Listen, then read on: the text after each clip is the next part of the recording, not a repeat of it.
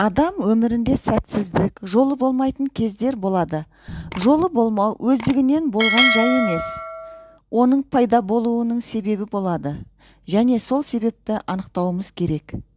Егер бұл кезең сіздің өміріңізде созылып кетсе, демек сіз бұл қиындықтан шығу үшін әрекет жасап, қажетті шешім шығаруыңыз керек.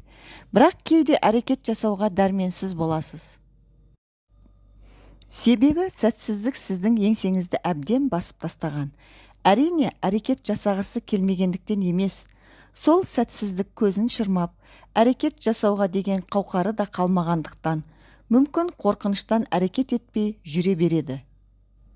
Тіпті өмірінде не болып жатқанын да сезбейді. Әйтеуір бір түсініксіз жайт.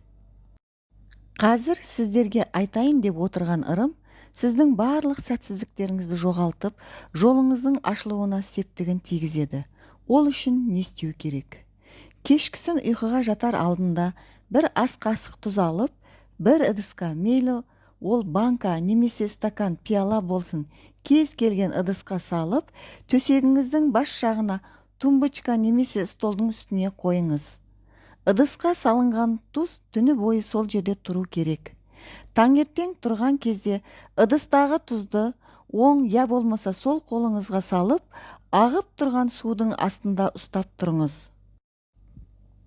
Тұз бұл сіздің проблемаларыңыз, ауру сырқау, тағы басқа барлық сәтсіздіктеріңіз екенін сезінуіңіз керек.